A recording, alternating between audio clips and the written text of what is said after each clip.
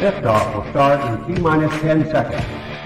10, 9, 8, 7, 6, 5, 4, 3, 2, 1. We have ignition. It's time! 17 seconds from Game 7 or from championship number 6. Jordan, open. Chicago with the lead.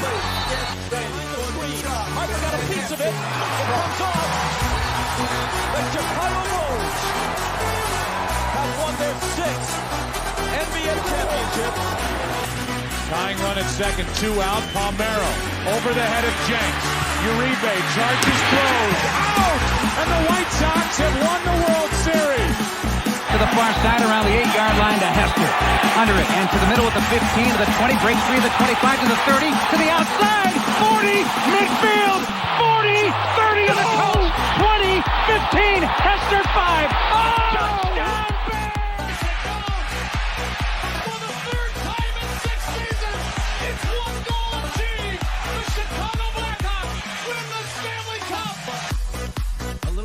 Slowly toward Bryant. He will glove it toward Rizzo. It's in time. And the Chicago Cubs win the World Series.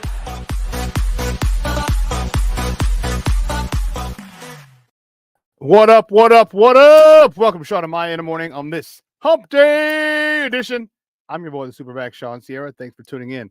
If you're watching us on Facebook Live, well, then I guess you found us on Facebook. And if you're not following us on Facebook, what? Come on, go to Facebook, type in Sports Zone Chicago, click the like button, and now you're following Sports Zone Chicago. Simple. But wait, there's more. Go to the show's page, go to Shawn and Maya in the morning, like that page as well. So not only will you be following Sports Zone Chicago, but you'll be following Shawn and Maya in the morning as well. If you're watching us on our YouTube channel, excellent. And if you're not subscribed to our YouTube channel, for real, come on, go to YouTube, type in Sports Zone Chicago, click the subscribe button, but also click the notification button. That's the little bell next to it. That'll let you know anytime a show from Sports Zone Chicago is going live. Get it? Got it? Good. Now, if you're watching us on our mobile app, yay. Come on, man. Make sure don't tell me you didn't know we had a mobile app. What's wrong with you? All right. Take us with you on our mobile app. All right. So whatever platform, wherever you get your apps from, whether it doesn't matter whether it's iTunes or Google Play or Amazon or Walmart or Kmart, 7-Eleven, Zayre, Zemsky, Macy, Montgomery Wars, Woolworths, Weebles, Gold Blast. It doesn't matter where you get your apps from. You go there, you type in Sports Zone Chicago, you download it. You take us with you on the go. So not only do you get Shawn and Maya in the morning 3 days a week, not only do you get our other live shows throughout the week, and not only are they archived there like they are on Facebook and YouTube, but I'll tell you what, we give you a slew, and I mean a slew of articles, thanks to my man Clarence Council III. Big up to Clarence for keeping you abreast of all articles Chicago sports related. If you're watching this on our Roku channel, I like that kind of party, baby. And if you don't know, you better ask somebody. Sports Zone Chicago, we have our own Roku channel. So if you have a Roku television in the house, do us this favor. Download Sports Zone Chicago's channel right to your television. Put it there next to Netflix, Apple Plus, HBO Max, Hulu, Prime, Disney, Stars, Paramount Plus. Put us right next there, right next to all the big boys. You can watch us on the big screen. Hell, run a big screen, right, Mickey, Vicky, now. Ooh. Now you can also tweet the show. You can tweet us at Sports Zone Shy, CHI at Sports Zone Shy. If you want to follow me, just me personally online. You want to know what I did? Let me tell you what I did. I made it nice and easy for you folks. Nice and easy. One handle for Facebook, Twitter, Instagram, Snapchat, and TikTok. All one handle at the Shawn Sierra. If you want to follow my lovely co-host Maya Kai, you can follow her on Facebook and Twitter at the Sports Chica. If you want to follow her on Instagram, follow her at Maya_Akai. It's MAYA_AKAI.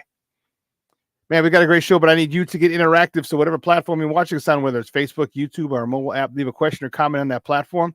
It'll come up here in the thread. We'll put it up on the screen. We'll incorporate it into the show. And that, my peoples, is what makes this the best morning Chicago sports talk show around. And that's you. So bring them all, baby. Questions, comments, smart-ass remarks, because ain't nobody scared over here. And like The Rock says, baby, don't sing it. Just bring it. Let's check out the chat because it is jumping already. Jumping like crazy.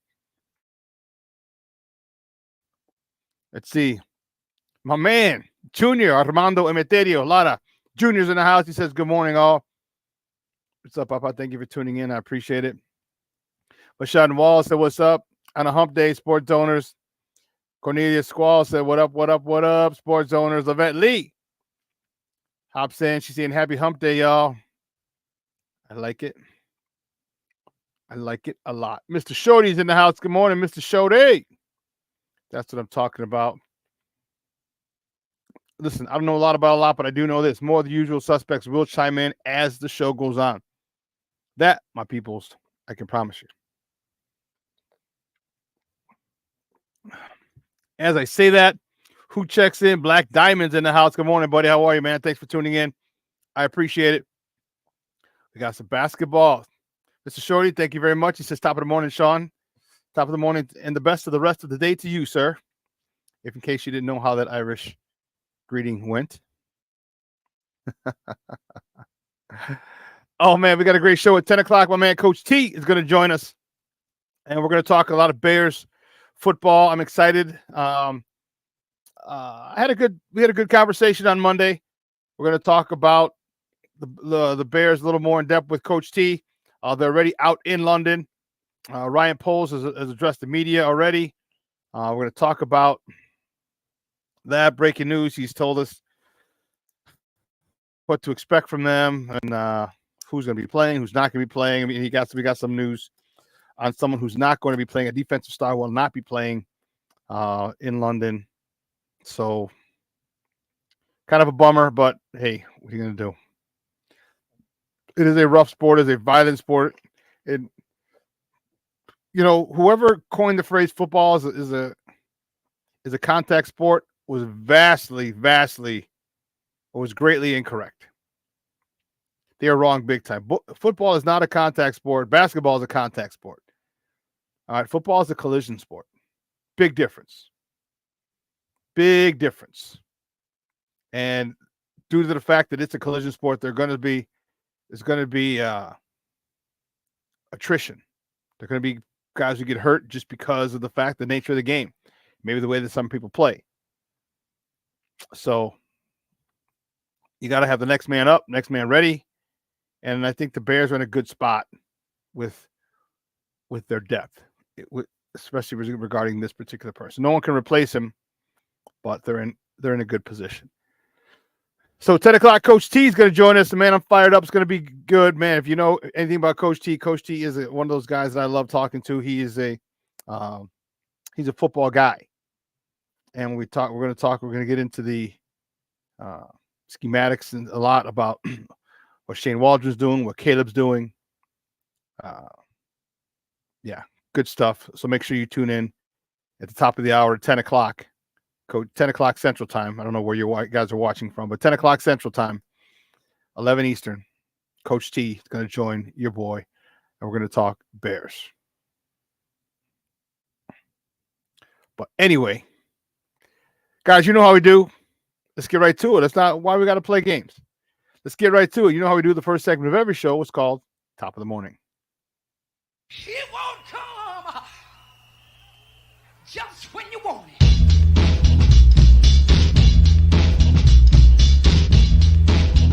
Top of the morning to you. Top of the morning to you. Top of the morning to you. First top of the morning topic. Which way do we go? We had a lot of stuff to talk about. A lot of Chicago sports yesterday, but where we're starting here, baby, basketball is back. I like that kind of party, baby. Yeah. And it was with a dub. We started off with the dub. I like it. The Bulls travel to the land, beat the Cleveland Cavaliers 116-112. Kobe White led the way with 21 points. Nikola Vucevic, Mr. Walking double-double, 12 points, 10 rebounds. Josh Giddey, the newly acquired Josh Giddey, 11.7 assists. I like what he was doing yesterday. And the youngster, the rookie, Matas Bucelis, the kid from Hinsdale. Nice game from him. 12 points, 5 rebounds, 3 assists. Let me tell you something. I was impressed. I was impressed, and here's why. The moment did not look too big for him. He looked like he'd been waiting for this moment for a long time, and he did not disappoint. He did not disappoint. Let me tell you, this young kid when he gets some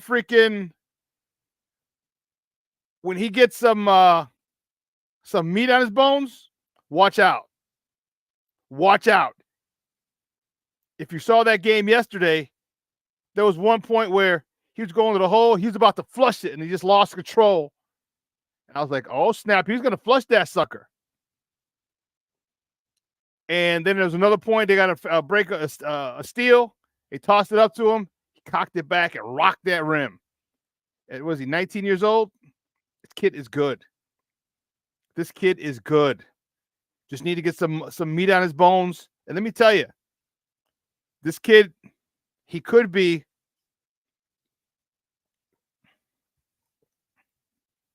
once he hits the weight room, he reminds me a lot of Lauri Markkanen.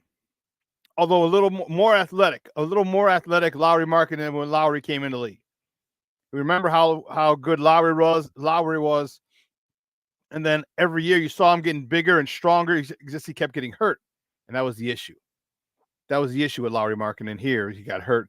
They didn't develop him properly. And now he's an all-star in Utah. Man. Shawn said, Plank is in the house. Good morning, Papa. Thank you for tuning in. I appreciate it. But Shawn says this kid is a freak of nature. Yeah, he is. He's got crazy handles. And, man, this kid, the Bulls might have got themselves one. I think those were Stacey's exact words last night. The Bulls got them one. This kid is young. He's talented.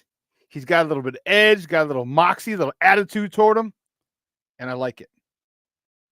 Not cocky by any stretch. Confident in his abilities. Confident in his belief in himself. I like it.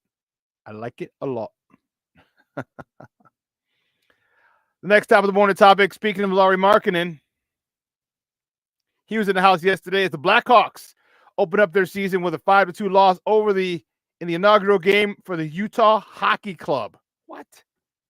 Yes, it is the Arizona Coyotes franchise that was relocated to Utah, to Salt Lake City, and Lauri Markkanen brought out the first puck. He's Finnish, and all 6'7", 6'8" of him yesterday was brought out the puck for puck drop. Man, he was skating on them. It was on them ice skates like he was 5'11", 6 feet. He was, man, smooth. But I mean, you grew up in Finland, you're going to be playing hockey, I would imagine. But unfortunately, our boys couldn't get it done. They opened the season with the L. They fall to the Utah Hockey Club. Peter Mrazek stopped 24 of 25 shots. Tavo. I was trying to say his first and last name together. Tavo Teravainen. He scored the first goal for the Hawks. Captain Nick Foligno scored the second goal. Connor Bedard assisted on both of those goals. Seth Jones had an assist, and Peter Vlasic had another assist in the 5-2 loss. It was historic. Okay, it was historic. I guess the answer to the trivia question will be who scored the first goal in Utah history, and it was Dylan Guenther scored the first goal in the first period. They did it up right, man. They did it up right. They really had it was red carpet. It was on ESPN. They really did it up for this franchise. They had one of the owners of the franchise out there, brought his family out, and he was talking. He said, hey, he said, Utah has something now. All right. He goes, they got tons. He goes, 7 million people come there, go skiing. He said, so he'd love to get a couple of them off the mountain and into their new arena. Where did they play? That's a good question. Is it the Delta Center?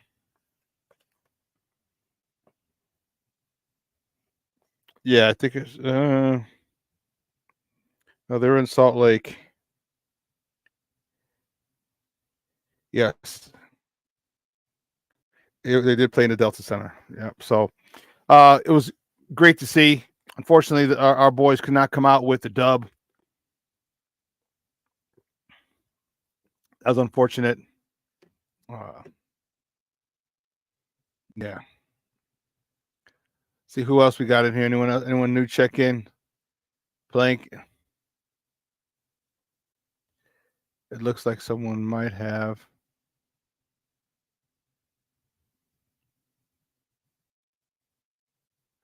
I didn't see him. Maybe someone said salute to King Booker World, but I didn't see King Booker World check in yet. He'll check in eventually. I presume he always does. He checks in. He's a regular. He's one of the faithful ones. But anyway, yeah, Blackhawks fall 5-2, and that hurts. The Blackhawks they play Friday at Winnipeg. Puck drop is at 7 o'clock Central Time. You can catch that game on Chicago Sports Network or listen to it on the flagship 7:20 a.m. Excuse me. Yesterday was the first Hawks broadcast for the new channel. It looked pretty good. It looked pretty good.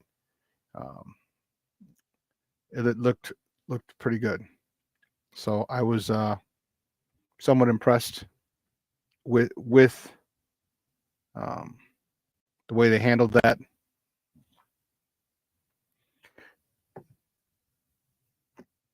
The new channels, it's very similar. You know, they have their studio in the United Center, and then they also have one other place, if I'm not mistaken. And it makes sense. I mean, the Bulls and the Blackhawks are two of the three teams that they cover, so why not have it there? And I wonder if they have another studio at Sox Park. I'm not sure. I don't remember. But anyway, the Hawks play Friday at Winnipeg.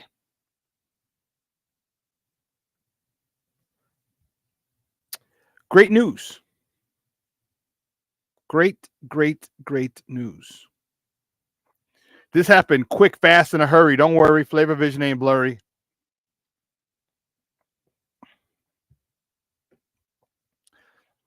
This happened. This is on time and on budget. Next top of the morning topic, the sky. Please excuse me while I kiss the sky. The Sky break ground today on their $38 million state-of-the-art facility in Bedford Park today at 9:30. It's going to have a couple of regulation-sized courts. It's going to be next to the Wintrust Sports Arena in Bedford Park. If you're saying where's Bedford Park, it's right by Midway Airport. In case you didn't know, it's on 65th and Cicero. It's just west of that. In case, for those of you who don't know, the border of one of the borders of Chicago is right there on 65th. So if you go west on 65th on Cicero, your right side of the street will be Chicago. The left side of the street will be Bedford Park. If you know the area, it's right by a little a cluster of hotels that love it because they're not in Chicago, so they don't pay Chicago city tax. There's no taxes in there. So, I mean, you're literally, across the street from the city. But it's going to be their facility. You can see one of the renderings there. There's another rendering kind of from the other angle, from the other side of it. And this is going to help. This is going to help big time. It's going to help big time for the Sky and free agency and free agents. You know, one of the reasons Kalia Copper left was because of the fact that they didn't have their own facility. They were practicing at what was the Berto Center, but it was a Deerfield Park district after the Bulls left it. And they had to share that facility with the community. Well, as much as you want to be a part of the community, you don't want to share your facility with the community like that. Like they didn't have their own locker room. They didn't have their own not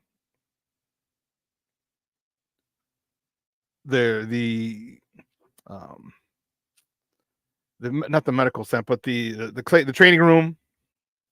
Like all that was And I don't know when the Bulls left it, if they redid it, if they made it another room. I'm not sure. But bottom line is they had to share it with the community, and that's not really what you want if you're a pro team. You want your own facilities. You want your own space to practice. You leave your shit at the locker, in your locker, whatever you want to do. And this is great. It's technically it's not in the city. It's across the street from the city. But nonetheless, I think it's a great thing for the Chicago Sky. They're stepping up.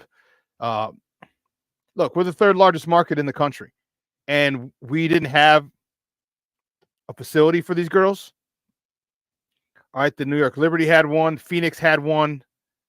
Connecticut had one. I want to say LA had one. And we didn't have one. And I think this is going to be huge, as I said, to attract free agents. Because how the hell can you not like Chicago? Chicago's the best city in the world, especially in the summer. Especially in the summer. So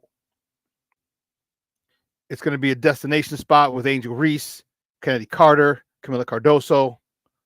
This is going to be, I'm very proud. It took them, they found their spot and they went to work. They didn't. You're a damn fool. You're coming in on 10. Salute. King Booker World says salute, chat. And Shawn. And King Booker World writes, I promise I won't send a dozen roses to Camilla at that location.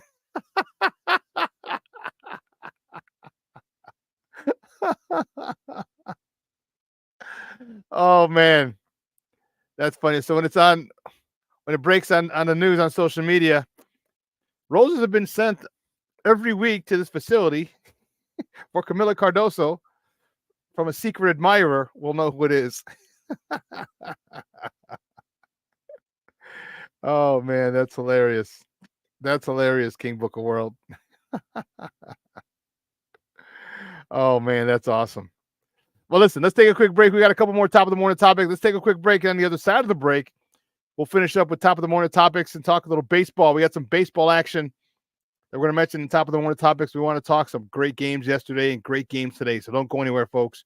Keep it locked right here. Shawn and Maya in the morning on Sports Zone Chicago.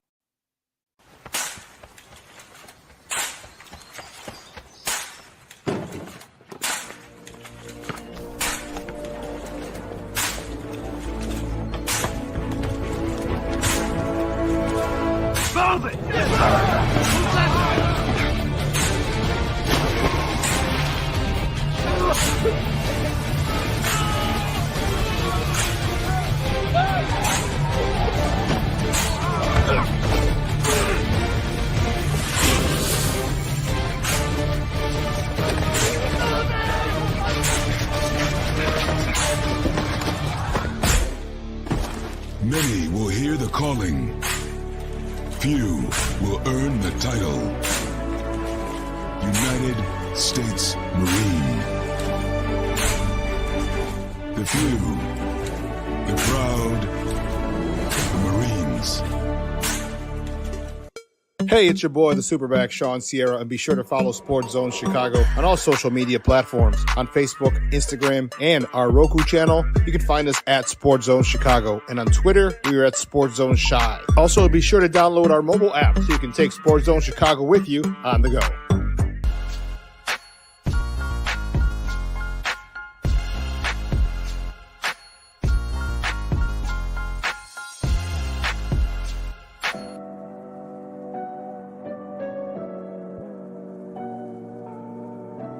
How do you take care of your mind health?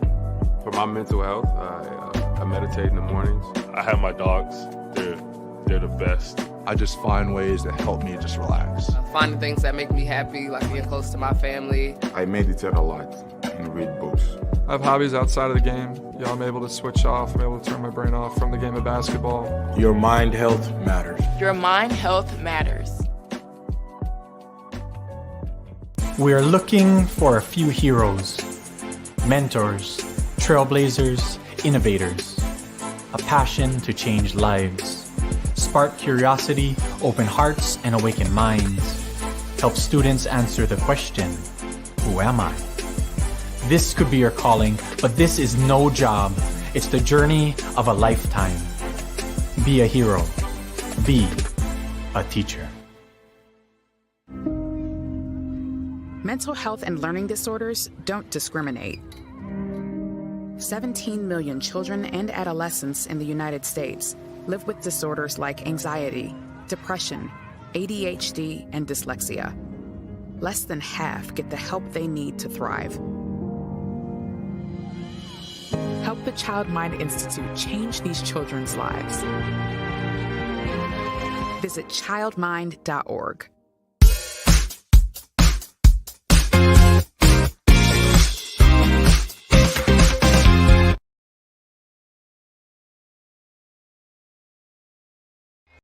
Sensational, wasn't it, Serena? As here's Zach LaVine, he'll fire, hangs on the rim, has deflected a number of times. Next, Vucevic guides it in. Team bonding, and they're hoping this will give them a little stability. They're not a big team. They added some weight and some heft with some of the players that they added. Well, and you look at Cole and Sergachev, Stanley Cup winners too. So there's a shot, score! We've got a one-goal game as Vlasic let it go, and it ends up caroming past Connor Ingram. This went right through Ingram. Alex Vlasic, who had a fantastic rookie season last year. Martinez circles his own net with some speed. Jones gains some more. Bedard with a step. Bedard moves in. Bedard centering pass. That shot. Score! Bedard, playmaker to Tevinjenkins. Just what the Blackhawks needed. The top line strikes. Bedard sets it up. And it's 3-1. Welcome back to Shawn and Maya in the morning on Sports Zone Chicago. Those clips courtesy of the four-letter network, ESPN. Those are the Blackhawks. You saw Teuvo Teravainen with the helper from our guy, the young 19-year-old sensation, Connor Bedard. Get ready for a lot of those goals. Teravainen set up by Bedard. That's insane. That was awesome to see. Awesome. Let's see. Let's see. What's the next top of the morning topic? Next top of the morning topic, the Chicago Fire will hire former U.S. men's national soccer team coach Greg Berhalter. He's going to be their coach and director of football for the organization. The current coach, Frank Kloppis, will become the vice president of football. And it's a big step. All right. Here's why. Berhalter had a 44-17-13 record with the U.S. men's national team. They won the 2021 Gold Cup. All right. They won 2 CONCACAF National League titles, and they got to the round of 16 in the 2022 World Cup. This is there goes the warden off the CrossFit.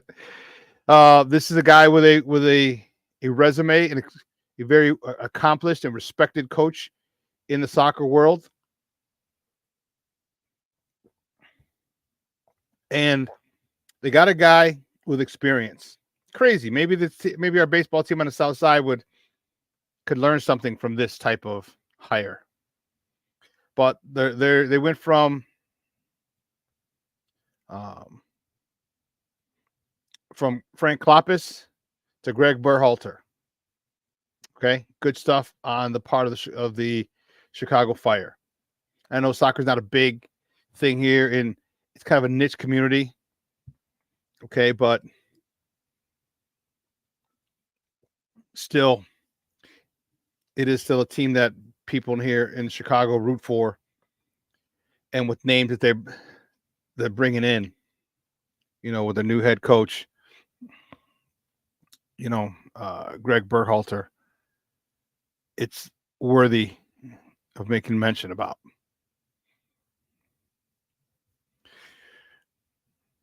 Next top of the morning topic, Major League Baseball.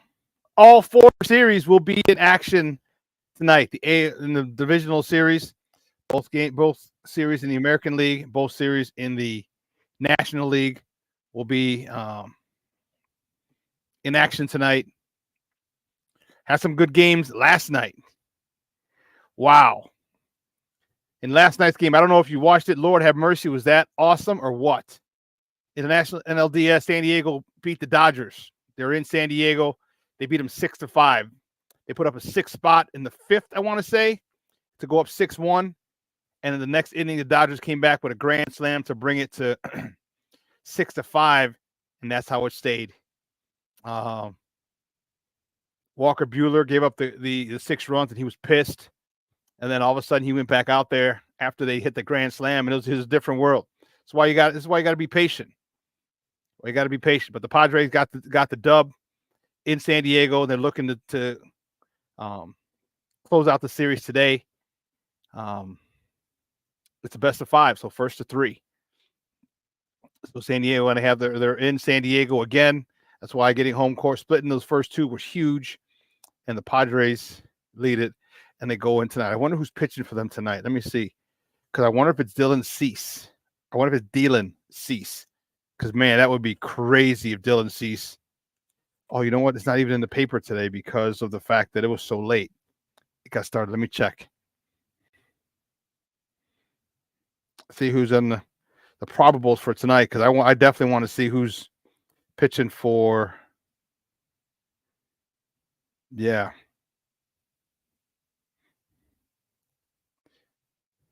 Because that game, it was awesome. The atmosphere was at a fever pitch, and that's the cool thing about it. Like we love.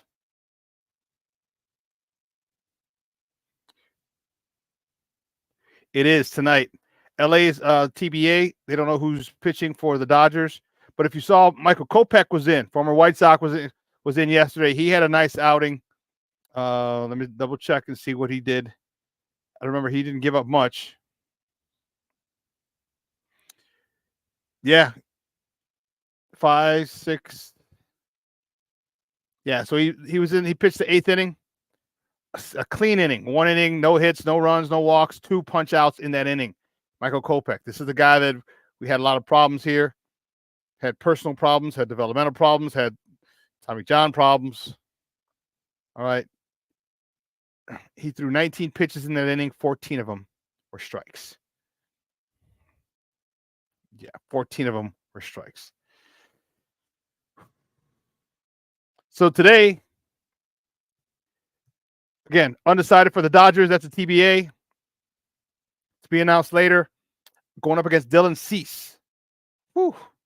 I'm telling you, Dylan Cease he loves the White Sox more than anything. Thank you so much for trading me to the San Diego Padres to get to pitch in the postseason and to pitch against, in the National League Divisional Series in a game clinching potential game clinching game.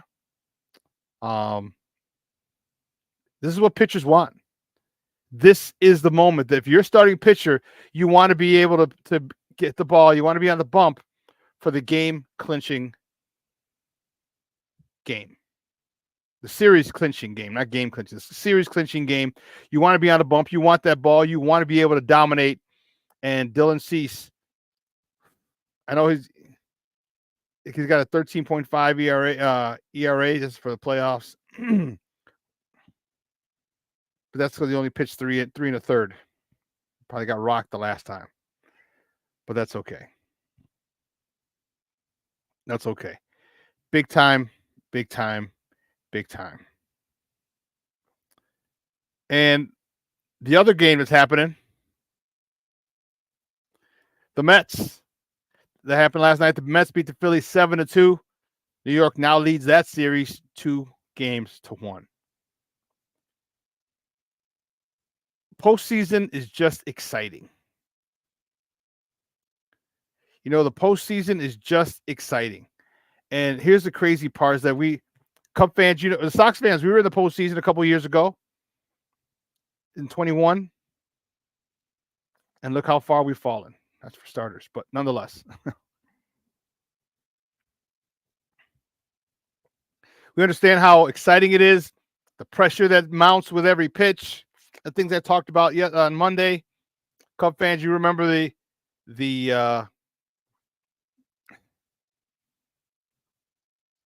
you remember how that feeling was in 15, 16, 17.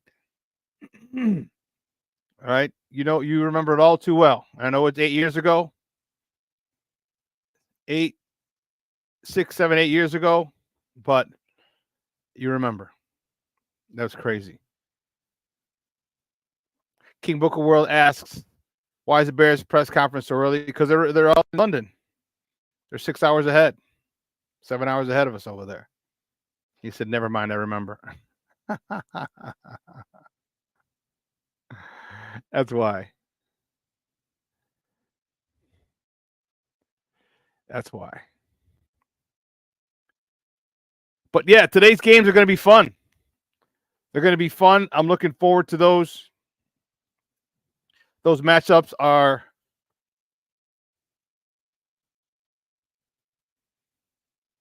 those matchups, a couple of those games are to decide the series. Remember, it's a 5-game series in the divisional round, 7 in the championship round. All right, so at 2:00. All right, the Guardians are at Detroit. Game 3. The series is tied at 1-1. 4:00. That game's on TBS. 4:00. You got the Phillies at the Mets. Remember, the Mets are up 2-1.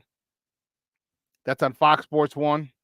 And tonight at 6, the Yankees at the Royals. The Yankees are up. I mean, that series was tied 1-1. That's game 3. That game is on TBS as well. And then at 8:00 tonight, the Dodgers are at the Padres. All right, the Padres looking to close it out. That game's on Fox Sports 1. Man, that is a lot of action tonight if you're a baseball fan. I know our teams are not in it. However, this is why. Well, and you know what? If you like baseball, definitely watch this because you get the feel. You get the feel just watching the game. The atmosphere is crazy. It's a full house, sold out stadium in Petco. They got their fans. Now, they're not as rabid as we are or as passionate as we are, but man, they're passionate. Got a lot of vatos down there in San Diego. Got a little crazy when Fernando Tatis hit that home run yesterday. Lord have mercy. He hit that home run. He just stood there at the plate. As soon as he got it, I'm like, damn, it's gone. And that was the guy that we traded for James Shields. Yeah. Yeah. In other sports notes, the Minnesota Lynx beat the Connecticut Sun to reach the WNBA Finals, where they will face the New York Liberty. Game 1 of the WNBA Finals is scheduled for Thursday in New York. So the Lynx and the Liberty. Liberty have been the top team all year. And so we're going to see if Minnesota with Nafisa Collier, because she had 27 points and 11 rebounds, and former Sky Guard Courtney Williams had 24 points, 7 assists. Yes. Yes. Going to be a good series.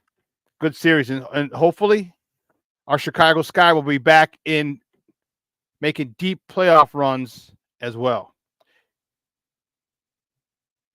James Ford checking in. Good morning, Papa. How are you, man? Thanks for tuning in. I appreciate you.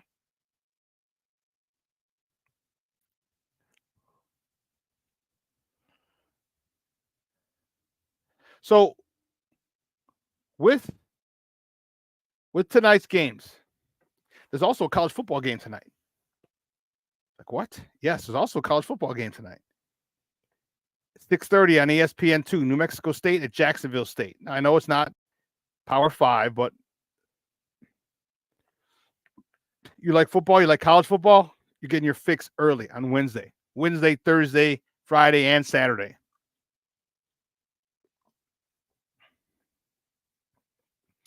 I think college football is saying, hey, we have enough fan base where we can start adding days. Like the NFL said, fuck it.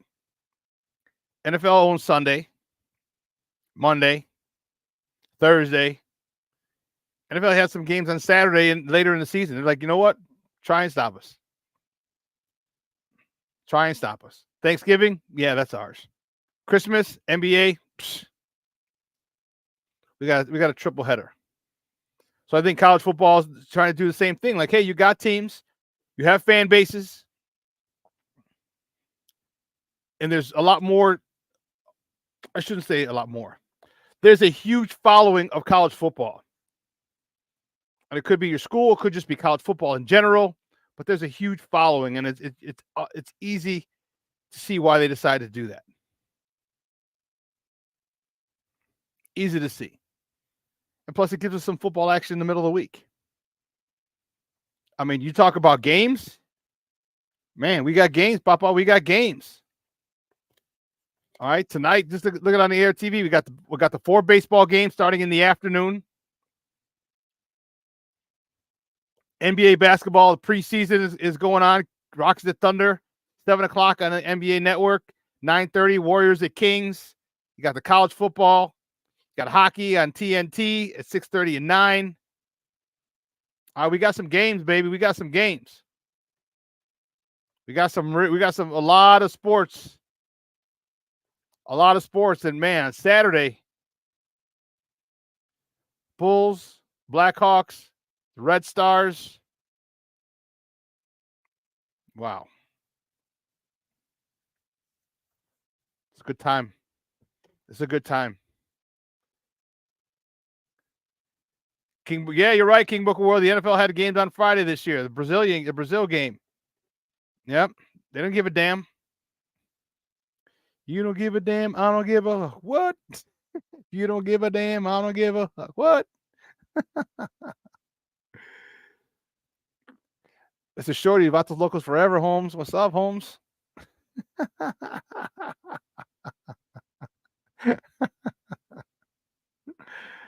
Oh man. But if you got to see the Bulls game last night, I was kind of fired up about it. I was kind of fired up about the Bulls game. Let's see if we get it'll help me this time. It wouldn't play last time. Sensational, wasn't it, Sarita? As here's Zach LaVine, he'll fire, hangs on the rim, has deflected a number of times. Nick Vucevic guides it in. Team bonding, and getting off to such a good start. Like I said, you got all these veteran guys who are accountable, like we talked about.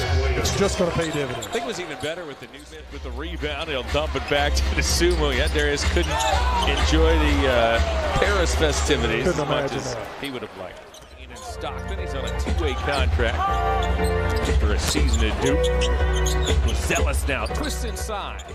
Brad, you don't need to see it. I need to see it. You don't need to see it. You'll be seeing it. Was it a twerk off? Was it one of those deals? I got to see this. There was I'm happy to report there was not a single twerk.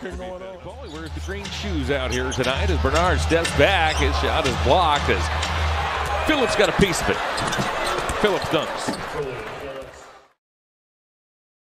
Those clips courtesy of Bally Sports. Let me tell you, man, that was fun.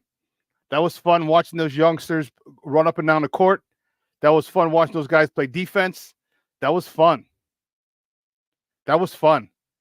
All right, you had some guys showing out. You had some guys. They played 15 guys yesterday. All right, you had Taylor Horton Tucker, young man from Simeon, who got a contract as well. Also, Marcus Liberty's nephew, Marcus Liberty. I can't remember his name. Liberty Freedom. His nephew is coming back from overseas. I want to say Turkey, and he's getting a contract with the Bulls as well. Matas Buzelis looked really, really, really good. A lot of those youngsters look good. A lot of these youngsters want to play, and you're going to see a lot of them. This is the cool part. A lot of these guys are going to be in the Windy City Bulls. So I would suggest, I would think and imagine that the Windy City Bulls might have a bit more of a robust turnout this year. Have a lot more games with bigger crowds, because a lot of the players you saw last night are going to be on the Windy City Bulls. And if they're going to give you that type of action, I definitely suggest you go and check those boys out, because they are. No, Ball didn't. Alonzo Ball did not play. He was going to, and then he said, "You know what? Nah. You know what? Nah."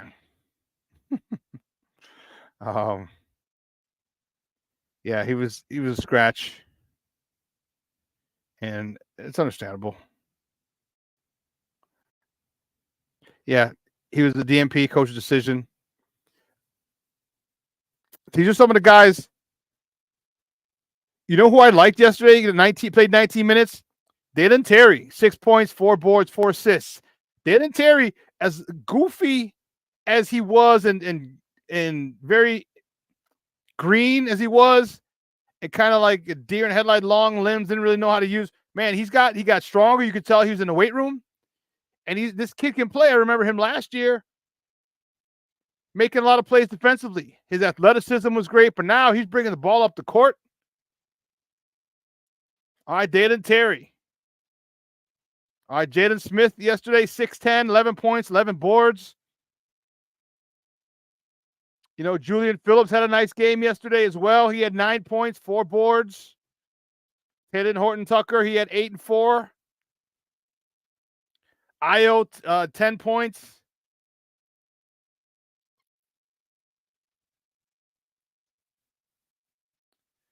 Sanogo, no, he played yesterday. He didn't play much because I remember seeing him on the court. I'm like, I remember that name. Chris Duarte. Chris Duarte, he played yesterday. He's a vet. Holy sheesh. He's almost 30. He's a vet. 6'6". They got a lot of guards. They have a lot of guards, and that's the thing that it's interesting. Remember we talked about that on Monday. A lot of guards. All right, you had Kobe White, Zach LaVine. Zach had 7 points, 2 boards, 2 assists. All right, but then you still got Josh Giddey, Kobe White, Zach LaVine, Josh Giddey, Io, the youngster's name, the new guy.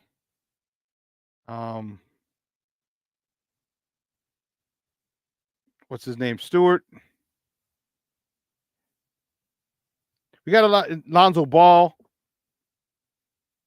There's a lot. Javon Carter. All these guards that we have, it's kind of guard heavy. So I don't know how that's going to fit in the rotation.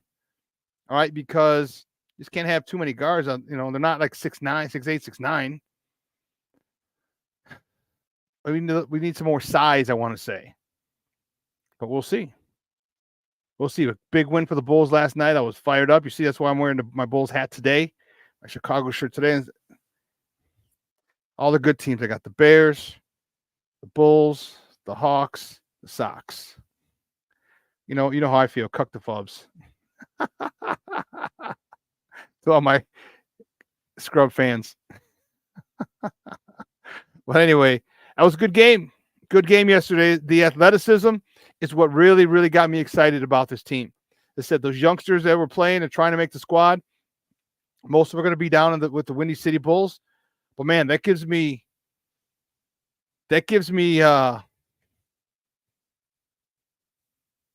hope that you're going to come in and we're going to be able to run it up and down this court. Now we need a shot blocker. We need an athletic shot blocker. Someone like what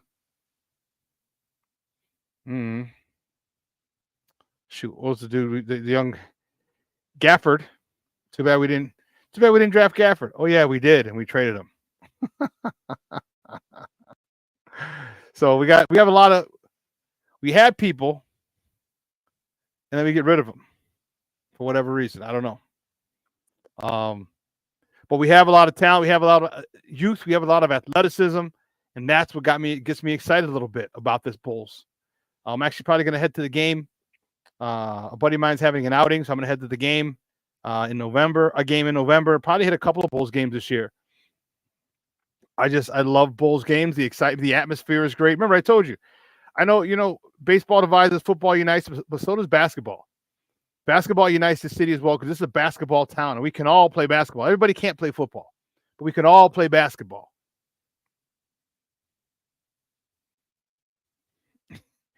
We have a lot of ute. What's a ute? Oh, youths. Well, anyway, listen, we're going to switch gears. We're going to take a quick break. And on the other side of the break, we're going to welcome my man. My man's in them. Coach T's on the other side of the break, and we're going to talk Bears football. We're going to talk Caleb, his growth, his progression, his development. We're going to talk Shane Waldron, his development, his adaptation. And all good thing Bears on the other side of the break with Coach T. So don't go anywhere, folks. Keep it locked right here. Shawn and Maya in the morning on Sports Zone Chicago. Hey, it's your boy, the SuperBack, Shawn Sierra, and be sure to follow Sports Zone Chicago on all social media platforms, on Facebook, Instagram, and our Roku channel. You can find us at Sports Zone Chicago, and on Twitter, we are at Sports Zone Shy. Also, be sure to download our mobile app so you can take Sports Zone Chicago with you on the go. Time out. How are you feeling right now? Happy? Excited? Angry? Overwhelmed? One of the best things you can do for your mind health is to name what you're feeling. It can sharpen your awareness and help you talk about your feelings with someone you trust. Here are 3 questions to ask yourself. Where are your thoughts right now? In the past, the present, the future? Do you notice any sensations in your body? Is your heart beating fast? Is there a flutter in your stomach? Or are you fully relaxed? What do you need right now? Time with others? Time to yourself? Remember, there's power in this awareness. So find ways to identify what you're feeling today.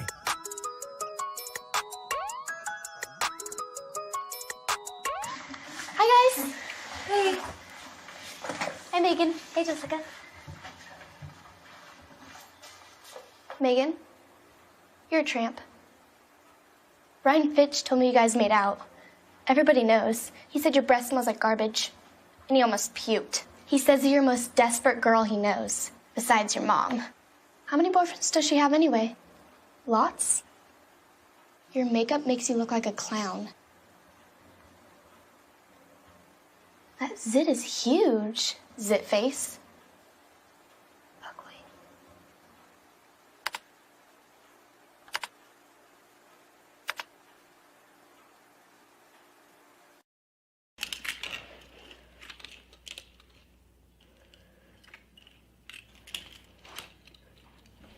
Hey, bud, what you doing? I'm playing with cars. Cars? Can you show me what a car does? Whoa, whoa, whoa, whoa, whoa. Hold on a second. First of all, this is a school zone. So you need to put down your cell phone, stop texting, and let's get to driving. Now you're coming up to a stop sign, right? You need to slow down and stop before you hit that Y line. I want you to look left, right, left. You don't want to get hit by a car going on your left, and to your right to make sure you don't get sideswiped by a guy coming from your right. You're coming, and you see a crosswalk. You better slow your horses down, because the #1 rule of driving is always yield to pedestrians. Now stop, pull over, and you are done driving. Gosh, what do they teach you kids in school nowadays?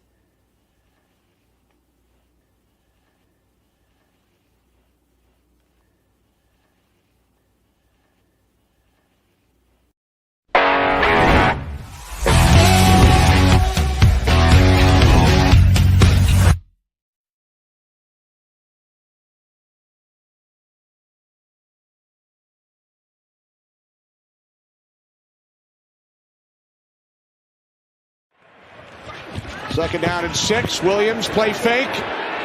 Now throws wide open. It's DJ Moore, the former Carolina Panther, is in for a Bears touchdown. 34 yards. Williams to Moore. Finally connected last week against the Rams, and this is the matchup that everyone was looking for. J.C. Horn going against DJ Moore. He thought that he was going to pass off this receiver to somebody else. Instead, everybody's playing. Panthers must cross midfield, get to the Bears 49 for a first down. Dalton wrapped up. Down he goes. From the 47 on first down. Across midfield, it's Swift. Nice tackle. Welcome back to Shawn and Maya in the morning on Sports Zone Chicago. Those clips courtesy of Fox. Those are the boys, baby. Those are the boys on the lakefront. A couple of days ago, or 3 days ago. 3 days ago. And I liked a lot of what I saw. Okay, but enough about me. You heard me. I went on my rant on my diatribe on Monday.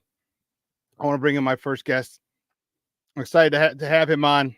I want to see what he thought of this whole scenario with Shane Waldron's play calling, with Caleb's play, with the defense's play, offensive line's play. Man, he's a good friend of the program. You can find him. He's part of coach of Chicago Bears 360. All right. You can find him on Twitter at Bears 360. Bears 360 _Coach T. Guys, it's welcome back to Shawn and Maya, Coach T. Coach T, what's up, buddy? How are you? What's going on, Shawn? Thanks for having me back, man. It's always fun, bro. Yeah, it is. I'm sitting there trying to get us, you know, I was posting a link to the video of my show, so we can get some more engagement for sure. But always good to be back, man. What you been up to? Man, not a lot, man. So just watching these Bears, critiquing them, being happy as the weeks go on. But give me your thoughts. All right, I was not happy in the beginning of the season with Shane Waldron's play. Caleb had a lot of growing to do, but I've been happier as the weeks have gone on. Give me your assessment of the situation from week 1 to week 5. Yeah, I'm in alignment with you. Very critical of Shane Waldron because going into the season, I said that on my show, as much as I've been able to do this year, that my focus would be on Shane Waldron and Simo and the rest of the coaching staff as far as getting this offense off the ground this year because, you know, we got a rookie quarterback. So managing expectation is reasonable to expect that, you know, you can't put a whole lot of it as far as, you know, weight and blame in terms of what he's able to accomplish and what he's not.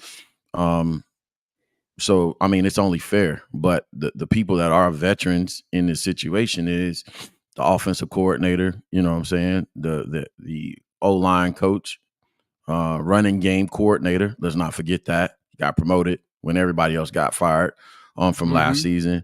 And Coach Dre, who's there as a tight ends coach / tackles coach, right? People that remained in place. And in order for us to have success early on in this season, the focus was on Shane because he's solely responsible for having the development plan for Caleb and this offense to make sure he's a success. So the disappointment was, hey, he came out doing things that were un-Shane-like, right? And probably my biggest disappointment and my biggest criticism of Shane was hearing that it required Mercedes Lewis and a group of players to let him know that it was okay for him to coach hard. Like that right there hit me in a real personal space, right? Because you're one of 32 NFL coordinators. And I want your audience to think about this. Because when people like myself, Shawn, and others, right, criticize NFL coordinators and coaches, right? A lot of the pushback is, well, he's an NFL coordinator. You know what I'm saying? He's an NFL coordinator. Obviously, he knows better than you or more than you because he's an NFL coordinator. But let me tell you something about leadership. Let me tell you something about people skills, what they call soft skills in the corporate spaces, right? Coaching. The one thing that we shouldn't have to tell a coach at any level is it's okay to do your job, meaning hold the players accountable to doing their jobs or what they're responsible for doing. That hits at the very core of coaching. And I was pissed off to hear that it required the players to come to here and say, look, man, we need you to hold us accountable. Well, I mean, you're one of 32 NFL coordinators. What are we doing? You know what I'm saying? What are we doing? Yeah. And plus you were mentioned along with other dudes as last season as a head coaching candidate, right? And so you see what happened in New York this week. It's with the Jets, where Saleh getting fired, right? You know what I'm saying? The NFL has a habit of hiring coaches that have what we call good technical skills, meaning they're proficient in X and O's, but they hire them for head coaching jobs and they don't have the requisite people skills, what we call soft skills or leadership skills, and know how to command a room full of men. Now, one last quick story on a comment is the funny thing about this, Shawn, is Jeff Ulbrich, who is the DC and New York Jets, that's taking over as a head coach. Interim, yeah. So watch this. We're at the Senior Bowl. We're at the Senior Bowl this past year. I think that was this year, right? February. Yep. We're at the Senior Bowl, and I watched Jeff. I watched Jeff and how he communicates, how he talked to the men in the room while watching Hard Knocks, the Jets Hard Knock show, and I saw that. So I'm down in the lobby of the hotel at Senior Bowl, and I saw Jeff. I ran into Jeff at the lobby, and something said, you know what I'm saying, go talk to him. Because as a former Marine, you know who got it. Like, you know who got the you know who knows how to step in the room, who has what we call command presence. Command of a room, yeah. In the room. So after seeing Jeff, I said, man, I'm gonna go talk to him. And I pulled Jeff to the side. I said, hey, Jeff, can I talk to you for a second? Coach, you know how we talk. I said, hey, coach, for a second. He said, yeah. I said, listen, you don't know me.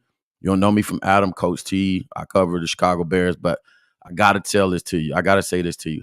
I said, man, I really appreciate how you speak to men. I said, as a former Marine, I can tell who has it. And I said, it won't be long before you get your shot. I didn't know it was going to be this year and taking over, but I told him that at the Senior Bowl this February. And I wish I would have got his number, because so many people down at the Senior Bowl, I did get their number, but I didn't, you know what I'm saying? I was, you nervous. You don't feel weird talking to somebody. Right. And I didn't want to feel like I was imposing, but I wish I would. Number, buddy. Yeah, that would feel like weird. For a situation like that, you kind of wait for them to offer, hey man, take my number. Like Kerry Joseph was like, hey man, take my number.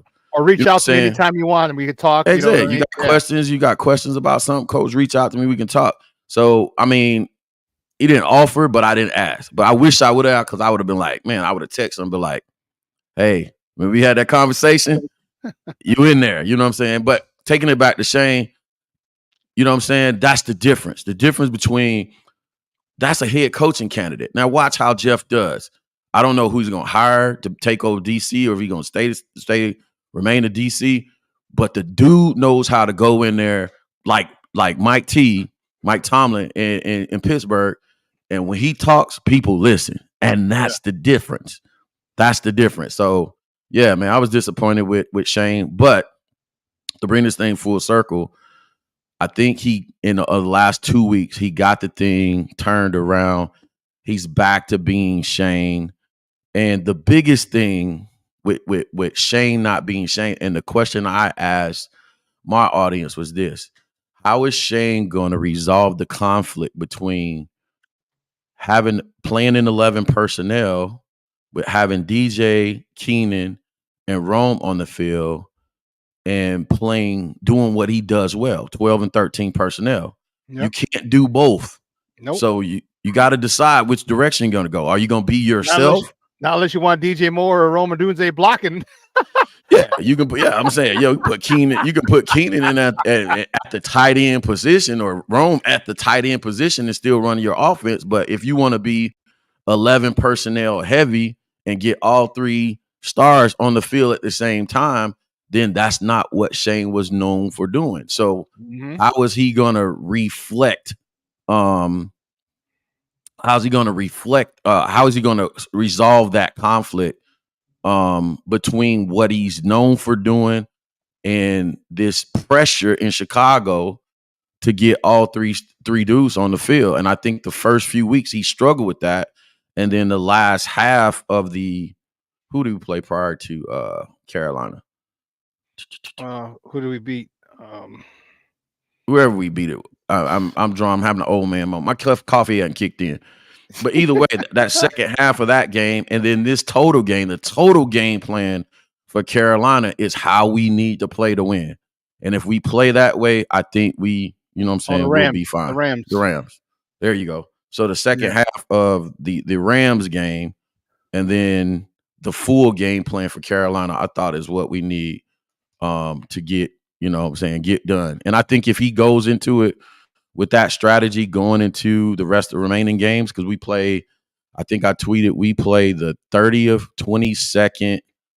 Let me see. I bookmarked the tweet just so you all know. We play our defenses that we go up against over the next few weeks. The Jags, 30th, worst in the Panthers. Commanders, 26th, just above the Panthers. Cardinals, 24th, and the Patriots, 23rd ranked defenses over the next 4 weeks. If he goes into it with that game plan, we should be fine. Yeah, and one of the things that I said, and I was very adamant about it, and I think you'll be in agreement with me again. I said all last week, I said the Bears better give the Panthers the respect that they deserve. I said, if you go into this game and give them the respect that they deserve, I said, you're going to blow them out. Right.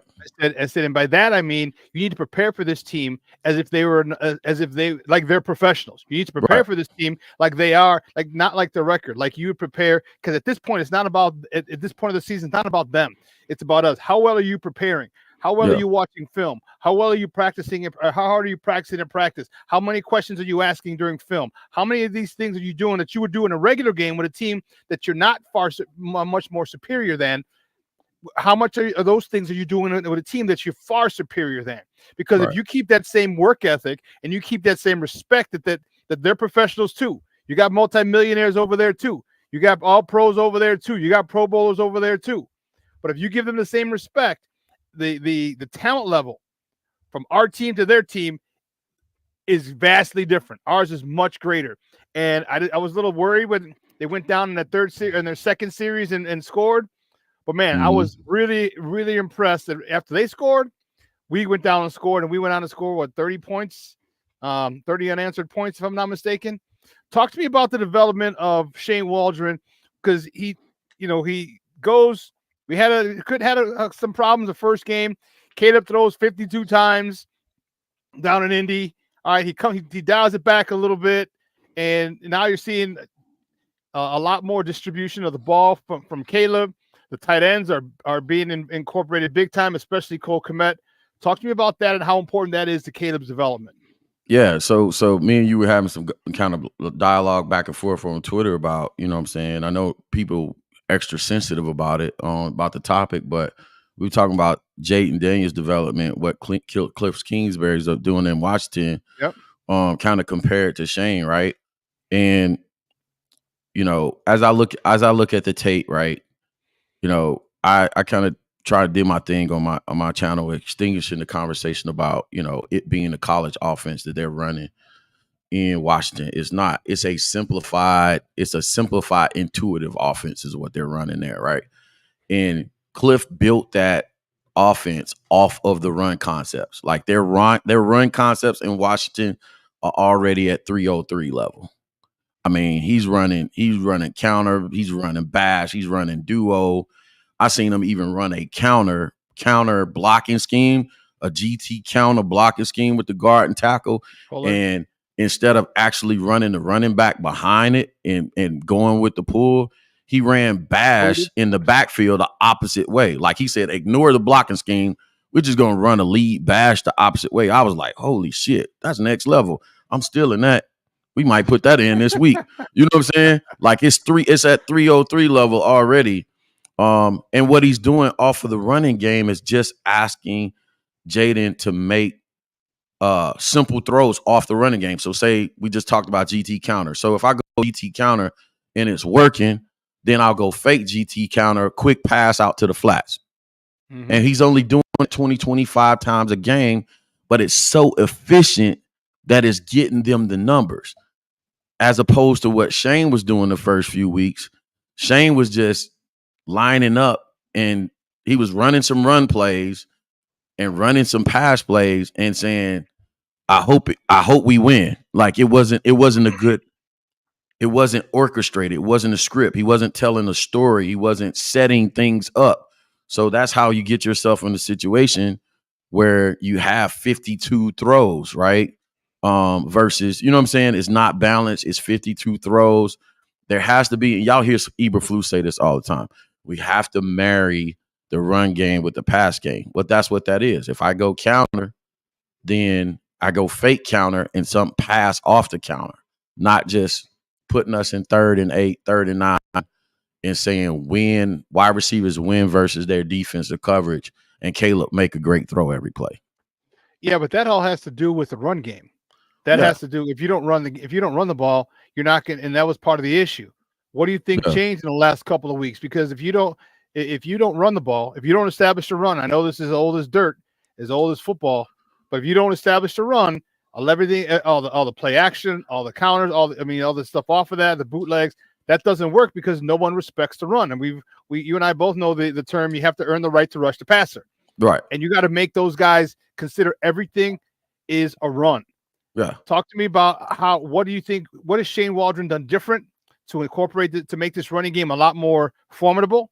It's not we're not talking the 1980s Nebraska team or anything like that, but we're talking, DeAndre Swift had 70, was it 70 something, 80 something yards the other day. He had 120 something total yards. What are they doing now that's different to make that run game a lot more effective? So you can have those bootlegs, you can have those play actions, you can have all these things that suck the linebackers in and make the soft spots a lot bigger behind them. Mm-hmm. Yeah. I'll preface my answer with this. You know what I'm saying? A lot of these young coaches want to reinvent football, man. And this is another thing. It doesn't bother me because I heard it so much, but I don't care if you're in middle school or the pros. Everybody's running the same stuff, right? If they know what they're doing, they're running the same stuff. They're running power, counter, inside, mid, outside zone, bash, toss. Everybody's running the same stuff, right? Mm-hmm. What's different for Shane is, and I text Kerry after the Rams game, and I said, hey man, I think y'all found something in the split zone, ironically, right? So split zone where they run zone and the tight end or wide receiver cuts behind the line and goes opposite of the zone, right? Ironically, they found split zone in the game where we played Sean McVay and the Rams. And what run concept, if you ask me to identify one run concept that Sean McVay does or is known for, it's the split zone.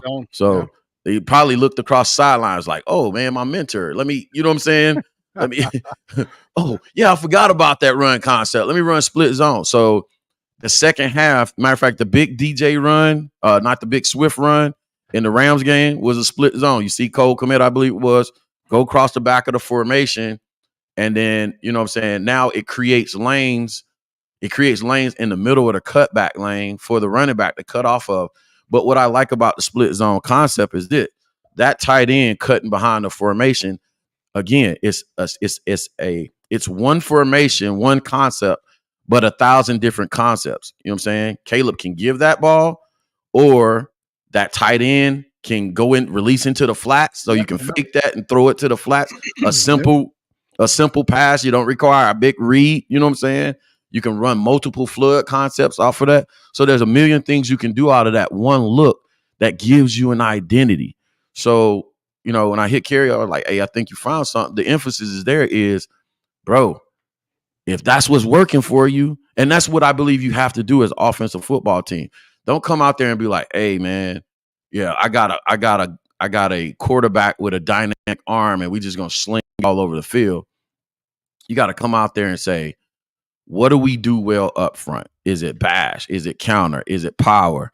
Is it split zone, mid zone, outside zone? What is it? What is it that my guys can block? And then I build my offense off of that. You know what I'm saying? And then week to week, you add stuff. You know what I'm saying? Yeah, you add stuff week to week. Like we're doing right now. Every week, I tell the kids, I say, don't get sick.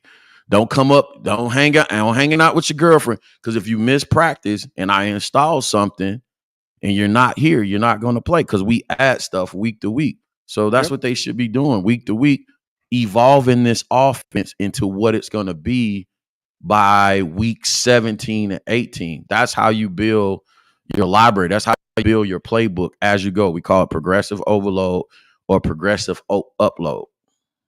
Guys, we're joined by Coach T from Chicago Bears 360, talking Chicago Bears football here on Shawn and Maya in the morning on Sports Zone Chicago. And my man, Mr. Shorty, says, well said, Coach T. And I agree. And that's the thing, is you got to find out what you're good at and build everything off that. That's your foundation.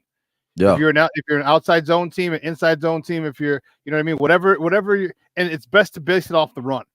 You do it when you do it that way, because we can run inside zone. Like one of the guys when I was at Curie, he was one of the best offensive minds I've been around. I was the head coach, play caller, Tyson LeBlanc. Big shout out to Tyson, who's over at Oswego East doing this thing.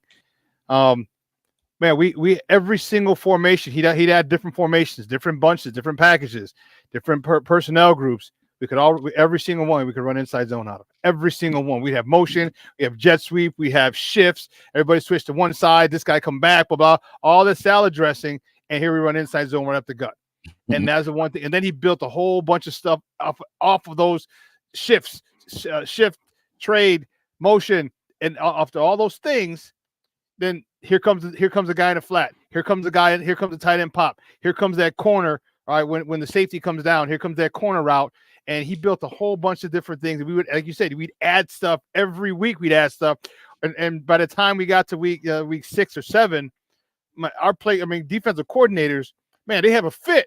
Yeah, they're going crazy. Personnel, I got this personnel. I got this personnel. I got this personnel, and you got to worry about all those different personnels, those formations, and it just made it a nightmare for a lot of players. And I think that's what Shane Waldron's doing, because I like the fact that he's he's incorporated the tight ends. We've seen Gerald Everett a lot more. Mm-hmm. We've seen Cole Kmet. Man, Cole Kmet is quarterback's best friend is tight end. Yeah, getting loose, and we're running the ball. You talked about that run. He came back from right to left. He hit the dude that his guys. They actually got that DeAndre Swift had to kind of hurdle because this dude was diving because he got chopped by Cole Kmet. Mm-hmm. And this is the thing that I like about it, is that he's adding stuff. He's not asking Caleb to carry the program yet. All right. We're winning with Caleb right now. We're not winning because of him. Yeah, and that's okay. And that's okay. Yeah, that's perfectly okay. And I love this saying you mentioned it, the coaches you coach with. If you look at what Andy Reid does in KC, that's all it is. I can sit there and watch the game, bro. I'm like, hey man, he's just running inside mid zone and window dressing in the backfield. And the window dressing is only to get the linebackers to think, because it's only going to make that simple inside zone pop. You know what I'm saying? I'm get the linebackers thinking. So I'm going to go, like you said, shift, motion. I'm going to do all kind of, crazy wackadoo stuff in the backfield. I'm having guys doing pirouettes and 360s. Like, it makes no sense football wise what they're doing, but it's just causing a distraction for the simple, I'm finna punch you in the mouth with inside zone. So what I've seen so far with Shane and what they found is, I thought they were already good. They came out two run concepts I thought they were good at. They were doing running duo good, where you just come straight forward and you get doubles in the middle with your center and guards and tackles and just run forward. And they was usually doing that from under center and this split zone thing. That's all you need right now. That's all you need to do, start with. And like you said, let's go add the window dressing to it. That's going to compromise the secondary and the linebackers, and we off to the races, man. So keep building on that, man. We go crazy. And then paying attention to detail. That's something else. I text Care. I said, man, bro, I'll pay attention.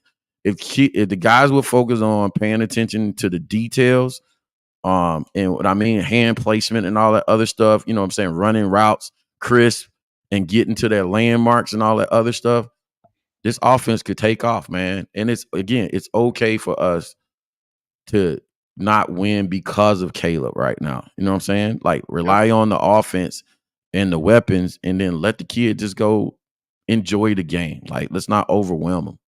Yeah. One of my coaches, I want to shout out JJ Wright. He mentioned that one of his mentors told him this, and it stuck with me forever. And it's football. It's true in football. It's football, and it's true in life. His coach, his mentor told him, he said, if you take care of all the little things, there are no big things. Yeah. And you talked about it. Hand placement. All right. Foot placement. All right. Not going off sides, staying on sides, hitting your landmarks, breaking your routes off at 5 yards, not at 3 yards, not at 4.5, not at 6, at 5. Those little things matter, because that you breaking it off at 5 is the difference between you catching the ball just outside the outstretched arms of a defender and the defender picking it and having a pick 6. Those, you're breaking of the route where you're supposed to break it. Those little things are huge. And especially offensively. Yes. And I love the way that this offense is really rolling. Talk to me about Caleb. What have you seen in his development from week 1 to now? Yeah, I here's the thing, man. And I was going to actually do a whole program based off of this title. And it's asking the question, is Caleb on or off schedule for his development, right? And what I think I'm most impressed with, we all saw the clip of him and Sheldon going back and forth, right? The little exchange of the protection calls. And Sheldon goes, I got fucking fire here. I got fucking fire here.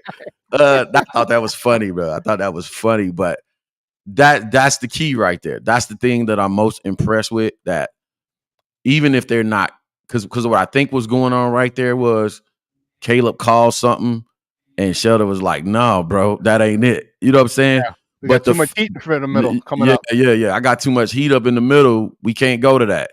And I think what he was calling 42 and 32, because I talk about so offensive line protection usually it's 5 guys up there, right? So 32, it might be 32 east or west, right? So usually when you go slide protection, you'll go 3x2, and you'll slide 3 to the numbers, and they zone blocking, and the 2 have to man up on the backside, right? So if he had heat up the middle, then Sheldon was like, hell no, we can't go to the 30.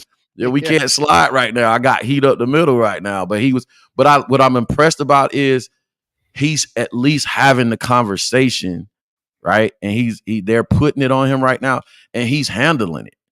He's handling it, right? And that's more than the throws, because the throws we already knew he could do, right? The arm we already knew he had. Mastering the fundamentals, mastering the play calls, mastering the things he didn't do in college. He didn't call elongated NFL play calls in college. He didn't go flex right gun, Y off, 30 sticks, XZ over on 1. He didn't do that. They looked to the sideline. They got a number. Look down at the wristband, or red they 47, just got a red number. 47, red 47, ready. Yeah, red 47. They turned around, he clapped, and they ran the play. You know what I'm saying? So all the things he didn't do in college, he's going through the process of mastering right now, and that's the most impressive part for me. And I'll answer the question. Do I think he's ahead of schedule? I think he's slightly ahead of schedule for where I thought he would be at this point in the season. So great things to come for Caleb. He missed some deep balls early on, but I think those things will start to clean up as a offense when they do what we talked about just a little while ago, Shawn, is they start paying attention to detail. That's him, that's the receivers, that's the O-line, that's everybody, just not Caleb. So I think those things will start hitting for big plays over the next 4 weeks. I do too. And one of the guys, Cornelius, he mentioned, and I like this too. Talk about his ability to do this. Caleb plays fast. Oh yeah, right? He gets, and it's interesting how you saw him a couple of times. He's like, he'd be like, come on, give me the play, and then I think Shane Waldron, and I have to, I got to take my hat off to Shane Waldron. His ability, he was making me look like an ass early because I kept saying that the best acquisition this offseason was Shane Waldron. Mm-hmm. Regardless of who the quarterback was going to be, the best one was Shane Waldron. Yeah, and the play calling was horrible, and man, he had me a little annoyed. But the fact that now he's getting to play in nice and early for Caleb, because Caleb can't sit there and make all those checks and adjustments if you don't have time on the clock. Exactly. And so the good thing about Shane is he's got a plan. So as soon as the ball's out, boom, and you're an offensive guy, so you know how you got the field divided up. You have the down and distance, what zone of the field, and then you're going to go. You usually pick your plays. They're already segmented on your call sheet what plays you want. Well, he's getting those plays in quick, and now Caleb's able to get up and say. And now, to your point, his ability to identify defenses and say and make those changes is good. One, it's excellent for Caleb because for him to be able to do that is showing phenomenal growth. But two, and most importantly, they keep the defense in a defense they might not want to be in consecutive plays. Mm-hmm. You're stuck because if you substitute, defense can substitute. If you don't substitute, defense substitute at your own risk because you might have 12 men on the field. That's a free play. Yeah. Talk to me about Shane's development in his ability to get that play early. And Caleb, not just that. They're getting the calls in faster, but also wise enough, smart enough to go tempo in certain spaces, right? And go understand like, hey, I got the defense on their heels. You know what I'm saying? Our best. We got them in base. We got them in base defense, and we got them screwed. We got DJ on the linebacker. There you go. I caught them in base. I got better athletes on the field than they do, and then I'm attacking. So my best ally, especially in keeping those defensive linemen tired, is to go tempo right now. So you know what I'm saying? After 3 straight pass rushes, you don't have the legs. You know what I'm saying? So you want to help your O-line out, go tempo. You know what I'm saying? But also, like you said, take take your audience through play operation. Obviously, you get the play call in. He's using the wristband, but still then you got to look down and he's going trips right, Z scatter, right? Or Z fly, Y off, X, and then starts running as pass concepts. So you go formation, protection, pass concepts, all that other stuff, all the motions, all the shifts. That's long. That's a long play call, right? That's already 5 to 7 seconds. Get to the, you know what I'm saying, right. 10 seconds to get the number. 3 to 4 seconds to get the number in. 5 to 7 seconds. You get to the line of scrimmage, it's 13 seconds. I got to read the safeties. I got to read the front. I got to read the safeties back to the front. Safeties, cornerback depth, leverage. Then I'm looking at the front. Oh, by the way, I just didn't give you the play call. I also gave you a check with the play call. So, you know what I'm saying? I got the play call and I got a check. You don't like what you're saying? Oh, now I got to get through my cadence. Red 86, red 86. Check. Then we go on this run call. Like, it's a lot, man. It is a lot for him to be. Coach, what do you think? Do you think that he's actually helping him out because of the fact that he gets to play in so early, and you have communication until 15 seconds left, and you'll see him, start making plays. Do you think Shane's like, hey, watch that safety, watch this, watch that. Look at, they might be in a cover two, cover two's disguise with that single high right now. Do you think he's actually helping him up until the 15-second mark, or do you think he maybe just be letting him kind of figure it out himself? I think if he's smart, he's helping him. But I think the biggest ally he has right now, speaking of Caleb, right? The biggest ally he has right now is that wristband. I'm not even going to lie. You know what I'm saying? The biggest ally he has is that wristband right now. So he should be looking down at his call sheet and being like, hey, like ours. So, for example, ours has the front sheet. You flip it open. You have the back of the front sheet, and then you have the sheet down. So you basically have 3 different cards. He should be looking down, hey, third card, play number 5. You know what I'm saying? Mm-hmm. Caleb, go read it. He can get there fast and start his cadence. That's his biggest thing. And he should be alerting. Like, to your point, he should be alerting after the play call. You good on that? All right, I heard the play call up to 15 seconds. Alert this, alert that. You know what I'm saying? Hey, I'm seeing field open, too high, or single high. Alert this route, and then leave him alone after that. Right. Okay. Don't do what we did to Justin last year and be like, hey, you can't be like overwhelmed with. Give him his play call. Give him 1 or 2 alerts. Hey, I'm seeing too high, field open. So if I have a post route going to between the 2 safeties, you know what I'm saying? I'm just giving a little hint to where it might be. You know what I'm saying? Yeah. And then let them make the decision. Okay. Yeah. And I was wondering that, if he was getting help, because I thought it would be very beneficial. All right. Because, it's, let's be honest, cover 2 is the same as in at all levels. Cover 3 is the same, but it's the disguises that get you. And the spinning safeties. Yeah, the spinning safeties. Yes, the disguises are what gets you.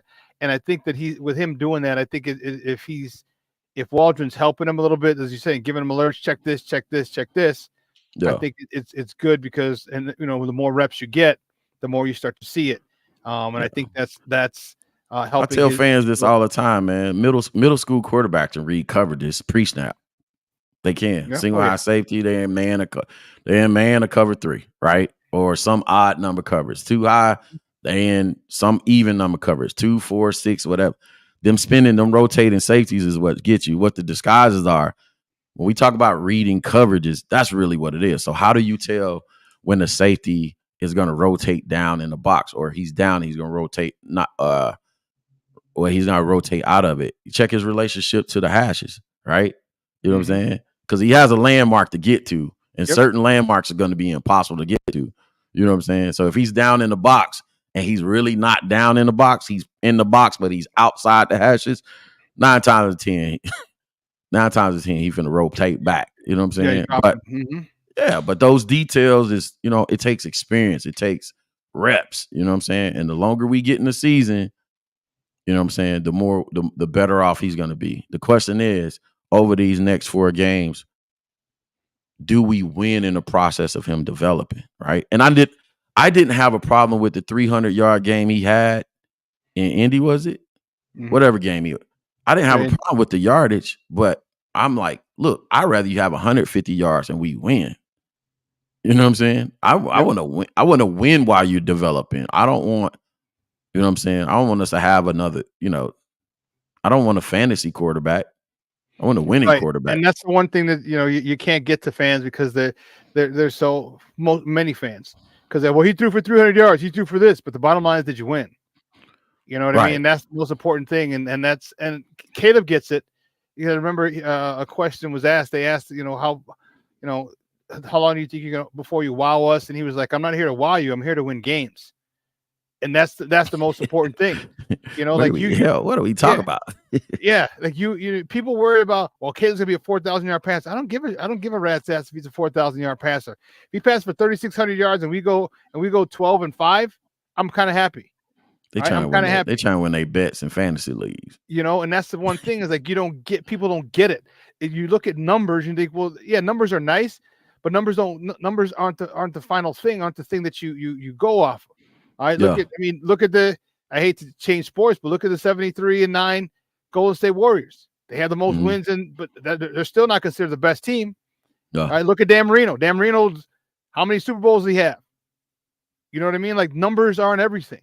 It's about winning. Again, I'm gonna change sports on you. Hawk Harrelson, my former White Sox announcer, would always tell you about the guys who had all these home runs. Because don't tell me how many you got. Don't tell me how many you hit. Tell me when you hit them. Right. All right. That's the most important thing. Are you converting third downs? Are you getting, when the defense gives you a short field, are you converting those into turnovers? Yeah, that's only a 25-yard touchdown pass.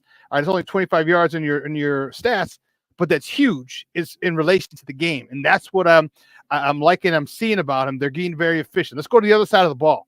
Mm-hmm. Talk to me about this defensive front and what Eric Washington has meant to this front four. I'll tell you about the defensive line is overperforming, and I can't think of the kid's name. Herb interviewed him on their pod the other day. Man, the new guy from Seattle, Darrell Taylor, man, surprise addition, and I think he brought an unrecognized extra punch to the defense. The defensive line is overperforming, right? So far this season, they're overperforming. And this is what I'll say about this next 4 games, right? Especially the Washington game. Because the Washington game, I believe, is going to be a big test of our defensive front because their game plan is so much built on running the ball, right? Stop the run, like you said, earn the right to rush the passer. Right now they're overperforming, and that's going to be the test of our success in this defense throughout the season. If they can continue to overperform up front and stop people's run game, then we should go on the run. We should be pretty good. If they can't stop the run, then it's going to be a problem. Now, Eric Washington's impact on that, if he has the defensive line, and because of him, he's putting extra emphasis on attention to detail, running to the ball, gap discipline, playing your run fits. You know what I'm saying? He's adding twists and stunts in there on pass rushing downs. He's adding slants to the strength and away from the strength, right? He's studying tendencies and giving Flustat extra level of eyes and detail on what to call. Then by all means, man, he's killing it. He's killing it. Honestly, they brought him in here to be a de facto D-line coach because he's not calling the defense. So right now, you can credit him with killing it right now because although we have some dudes, everybody was looking for another dude, a big name to line up opposite Sweat. But I'll take a step back and say this too. Most fans only look for sacks. I look for, one, how we're stopping the run, 2, how we're commanding the line of scrimmage in the run game. And those guys don't get pushed back a whole lot. They don't, I can't wait to get Pickens back too because his hallmark card was being a run stopper, not, he's not going to be a big sack guy, but he's a guy you can bring in there and put in there with Billings that sturdies up the middle a little bit more, that doesn't allow for a big run yardage on first. Like, we haven't seen ourselves just get bullied by anybody yet. No. And that's a great thing. And one score games that we've lost. And there are plenty of opportunities for us to win and snatch victory from the jaws of defeat. We just didn't do it. Yeah, I was my second best acquisition, in my opinion, was Eric Washington. This defensive line is crazy, and we haven't even heard Sweat's name called on a consistent basis. And that's because Gervon Dexter. Talk to me about that dude and your assessment of his development, and and wondering if, and everyone was wondering, is he going to take the next step? Nah, he's there. He's there. Like we've mentioned Gervon Dexter's name more than we've heard Montez Sweat. And that's not a bad thing. I'm telling you, that's not a bad thing because the pressure is coming from the inside. We're getting this. I don't know where we rank in sacks, but the sacks and the pressures are coming from the inside. Sweat's numbers are going to come. You got to keep in mind, he's coming off a year where he led 2 teams in sack numbers.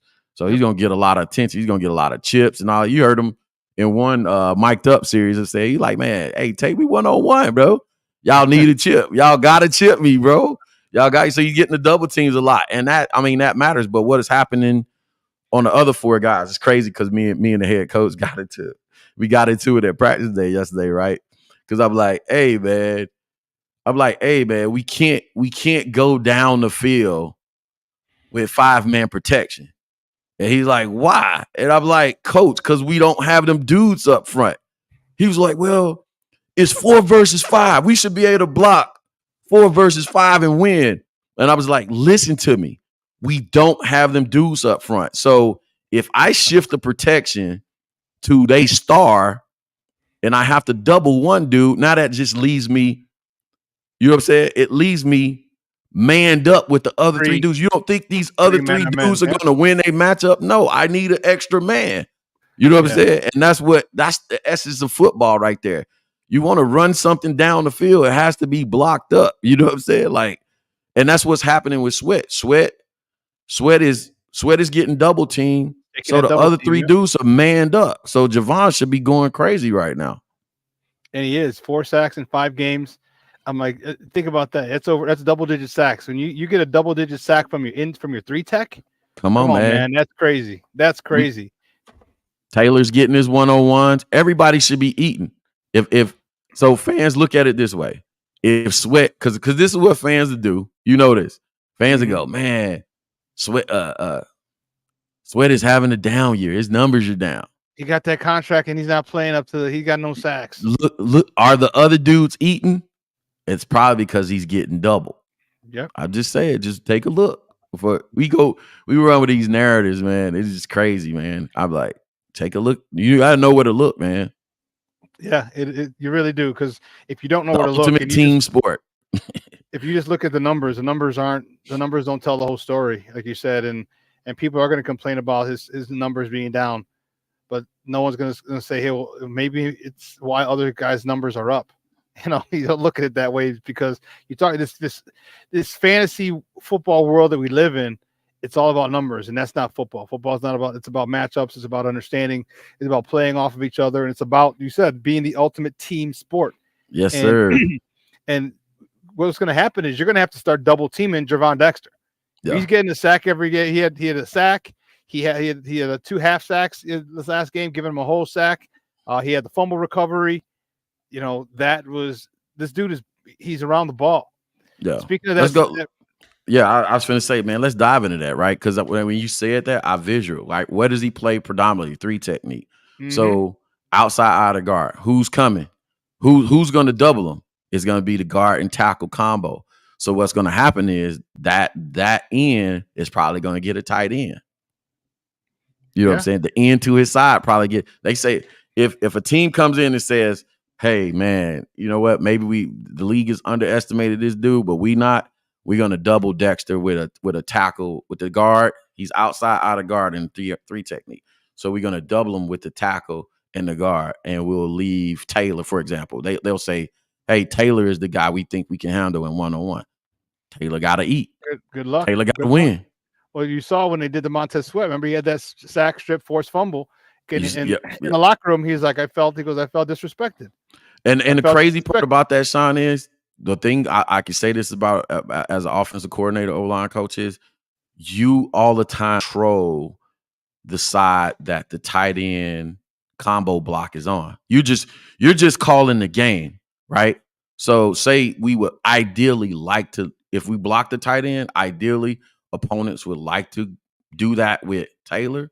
But when in the heat of the game, you can't be like, oh, damn. Because guess what? What if he normally plays on left side and they switched him to the right side, vice versa? That's something you can't control. Right. So you're at the mercy of, you know what I'm saying, chance at that point. And that's when it gets cool. That's the chess match of football. It's like, damn, man, I just got it wrong that time. Yeah, it's why it's a chess match. You win some, you lose some, and you gotta go play the next play, man. Yeah. Talk to me about, before we let you go, talk to me about Coach Eberflus. What how good of a job do you think he's doing? And is his seat getting warm at all? I don't know, man. I'll be honest with you, the verdict is still not out. Because I gotta go back to the Shane thing, with Shane needing permission to coach his guys hard and hold them accountable. As the head coach, how does that happen? Yeah. I'm talking about coach. We talking about the locker room. We talking about the meeting room. We talking about how football is coached and the culture of football, right? I know I'm just a high school coach. But listen, when I return back to the sidelines, Shawn, how long do you think it took me to start yelling and getting on people's ass? Probably about one series. First thing that was wrong. It took you hear my voice is half hoarse now. It took no time to be like snap back into that mode. Boom. Yeah. What the hell are you doing? We didn't teach it this way. So I'm trying to figure out, what did we do all training camp? Was Hard Knocks a distraction? Because how culturally was it not already emphasized? We're coaching guys hard. We're coaching to accountability. We're holding guys accountable to doing their job. I got to look at Eberflus for that, right? The other thing that I'm seeing, because you feel things, because when you've been in those environments, you feel things. I think there's been a little bit too much conversation. Like, players been a little bit more outspoken this year than they were last year too, right? It's been a little bit more in the media, you know what I'm saying? Like, right. Speaking out, like, man, like, oh, we had to have a team leadership meeting, blah, blah, blah. Use that stuff is kind of kept in the house, you know what I'm saying? Like, boom, you know, DJ letting things slip here and there. You know what I'm saying? Like, come on, man. Like, you know what I'm saying? Like, what is going on? You know what I'm saying? Like, that stuff culturally, think about a Belichick team. Right. It's ironclad. It's buttoned up. Ain't nothing leaking out. We ain't giving away nothing. You know, on to Cincinnati. You know what I'm saying? Media ask a question. They ask a detailed question. You give them a 50,000-foot answer. We just didn't block well. You know what I'm saying? We got to run better. You know what I'm saying? Stuff like that, man. So there you go. Yeah, I'm liking Eberflus, but the point that Shane had to coach him harder, that's on Eberflus. Yeah. Because if you're, especially if you're with the offensive guys to help Caleb, all right, with your defensive perspective, you should see how he's being coached. And you should also say, hey, listen, I need you tougher. I need more foot and ass on these guys when they mess up a route. Yeah. It's not all rosy. It's not all, okay, great. It can't all be positive. You're going to have to come down and you're going to have to get in somebody's face and let them know about themselves in a very not so nice way, because football is the alpha sport of alpha sports. And they're all big boys and they can take it. And you know what? The great ones want the coach to be unfiltered, because now there's no confusion. When you tell me exactly what the hell I did and you came on me and then my teammates get on me, I understand. All right, there's no confusion whatsoever. And no ambiguity. Yeah, there's no room for ambiguity in football, bro, especially offensively. I tell my players all the time on offense, I said, man, listen, offensive football is so difficult to get a first down in football. You have to have 11 dudes doing their job at the same time. You have to practice. Like, when we go through our walkthroughs, pregame, the day before the game, I tell a guy, I say, I want this shit to be perfect. Especially if we're running on air, If we're running on versus air, there's no reason for a play not to be perfect. You know what I'm saying? Catch the ball with your hands, secure the ball it, hit the ground. Yep. To the right spot. What is the reason why this play can't be? The opponent is not over there. And like, oh, coach on that bullshit. I'm gonna be on it. I'm gonna stay on it because, like, I hate to go there, but I gotta describe what happened this past week. Well, because of hurricane, we had to play 3 games in 7 days, right? Wow. So the walkthrough and the pregame the day before walkthrough and practice was bullshit. We come out and we go down 12-0. Sailing balls over kids, playing missing blocking assignments, throw an interception, run for a pick 6. Just ass. Go down 12-0. Oh, go in halftime, get a whole speech, come back out 16-12. 16, 2 touchdown rally, go unanswered, come back from behind. I said, listen, man, bro, I told y'all yesterday, y'all look like ass, and you're going to come out and it's small attention to detail. And because you don't lock in, that's what you have. And that's what we have to do. Chicago Bears, you have to have those coaches that emphasizing the details, nothing. Lineman steps wrong, like we said earlier, you step wrong, you step to the wrong spot. You're supposed to take a power step, bucket step, and power step, or trigger step. Do the right things. You do all those things and things, you have a much better chance of winning than when you freelance. So you're not tight on your fundamentals, and fundamentals doesn't matter, and everything is paramount, especially in this game. And like I said, I hope. I was looking kind of funny at Chris Morgan because he's our run game coordinator, and our run game wasn't getting off earlier. And I thought, let me know your thoughts before we let you go. Do you think there could be a situation, a little disconnect between Chris Morgan and Shane Waldron? Because Shane Waldron did not select Chris Morgan. Chris Morgan was here.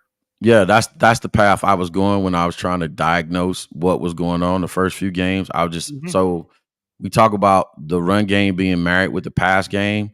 You saw Chris Morgan over there with a call sheet on the sideline.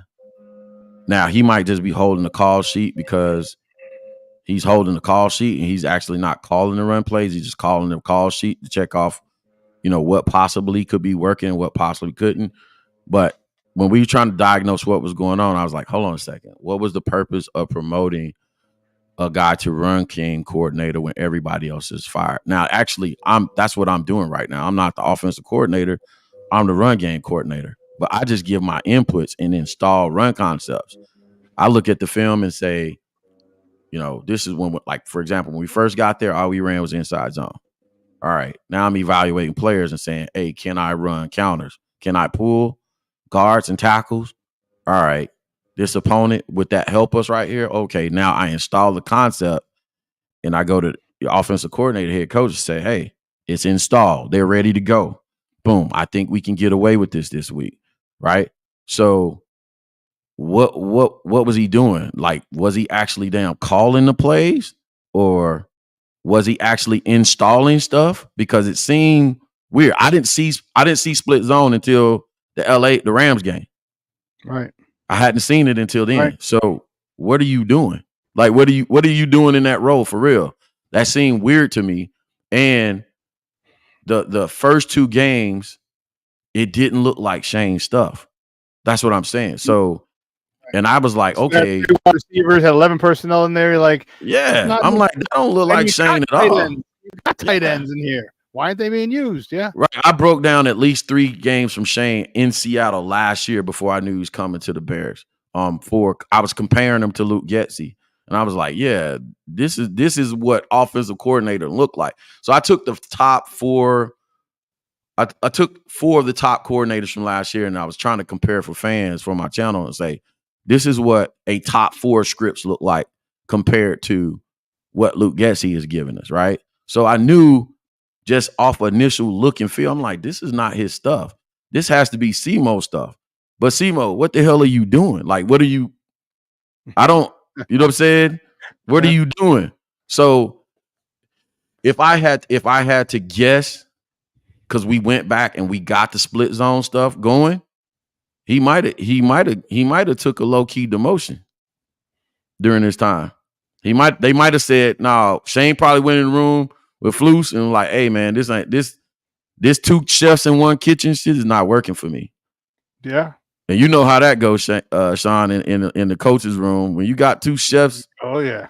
That's like, even for me, after I give my inputs, after we have our initial discussion about, hey man, like, all right, this is what we got coming up.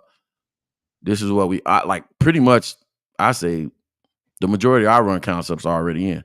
But after we have the initial conversation about what we need to put in, I put it in, I make sure the kids are blocking it properly. They're coming off the ball, they're using proper leverage and all that stuff.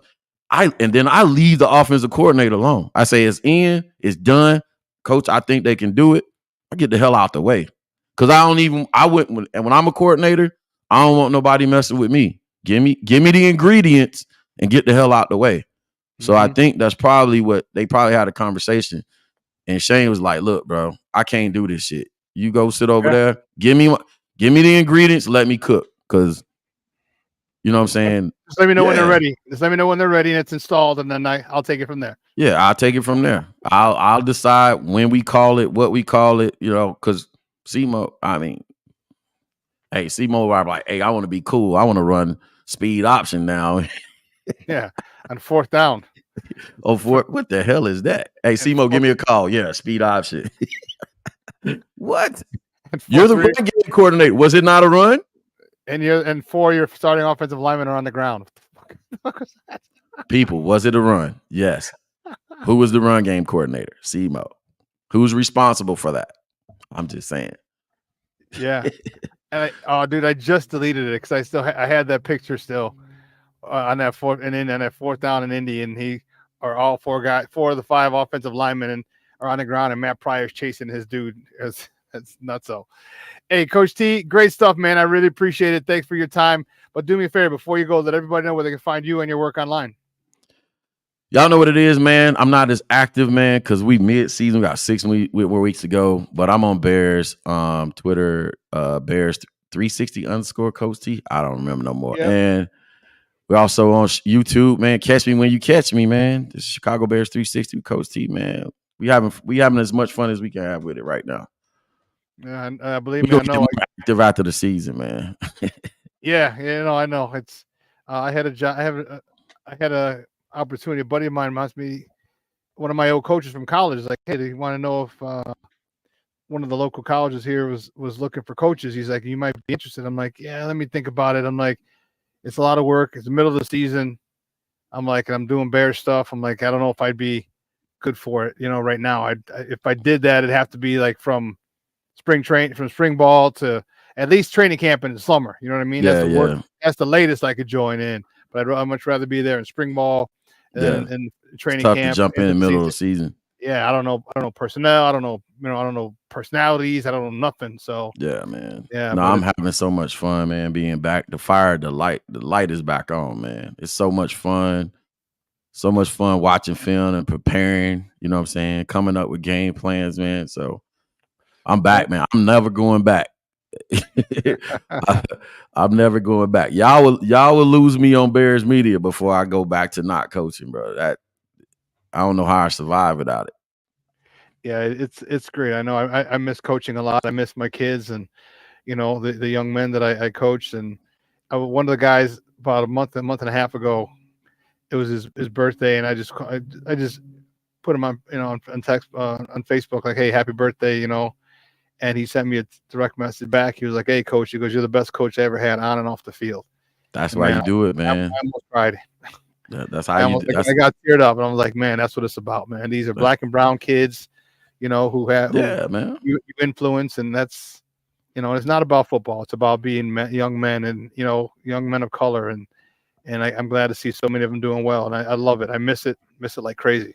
I do. Yeah, no, it's funny you mentioned that because the Hurricanes headed for Tampa right now, man. Yeah. And my daughter called me and she said, yeah, such and such and such and such, they all coming to help us. You know what I'm saying?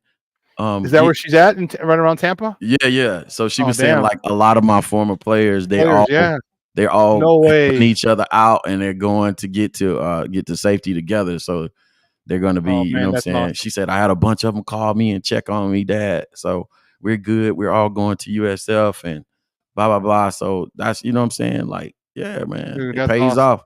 Yeah. Man, that's awesome. All right, man. I'll let you go, but we will be in touch soon and bear down, For baby. sure, We man. got to get this dub on Sunday morning. For sure. We got to get up nice and early, too. Yeah. Somebody need to text me Saturday and say, don't forget. And don't go out drinking. That's Yeah. what I got. Like, man, no drinking Saturday night. Like, okay. Yeah. That's an early wake up, man. It's early for you. It's earlier for us. It's 8:30. Oh, yeah. That's right. I got some bars open up at 7. I was like, okay.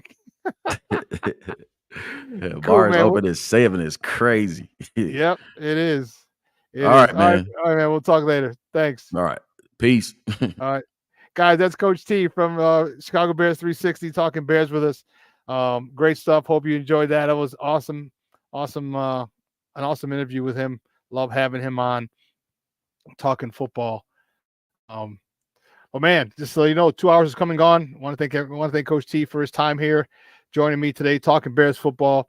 It's great talking to you guys, loving baseball talk, basketball talk, hockey talk. This is the time of year. This is the time of year where I would love to be talking all 5 teams. Probably 6 now with the Sky. All right, and hopefully in the upcoming years, at this time of the year, early October, I'm able to talk about all 5 teams. All right. I'm able to talk all 5 teams. That would be dope. That's what I'm looking forward to. We got some work to do. Yeah, Shorty. Oh, damn. You said your home is about to take a hit in Bradenton. Man, thoughts and prayers, man, going out to you, Shorty. Goodness gracious. Man, I can't even imagine. It said it's probably the worst one of the century. That's crazy. Some people are staying. My ass have been gone. They're shutting down the Tampa airport today. That's what they're saying. So a lot of craziness going on. Thoughts and prayers. Keep the people on the west coast of Florida and the Bay Area. Keep them in your prayers. Because people are getting out. They're trying to get out. They're going to go to southern Florida, or trying to fly out and get out of there. So, yeah. Shorty, take care, man. If you're down there, so take care. Hopefully you're driving up out of that craziness. And yeah. Plank, thanks a lot, Papa. He says, sorry, been away from the keys. Thanks, Coach T. Thank you, Shawn. Great show as always. Sports owners. Peace, be safe, everyone. Bear down. Bear the freak down, baby. Guys, I'll see you on Friday. This show will be replayed today at 6 p.m. Central Time. All right. So for everyone here at Sports Zone Chicago, guys, I'm your boy, the SuperBack, Shawn Sierra. Have a phenomenal day. It's a little nippy. It's hoodie weather, baby. It's hoodie weather. So it's nice out here in the shot. All right. So everybody at Sports Zone Chicago, I'm your boy, the SuperBack, Shawn Sierra. I am out.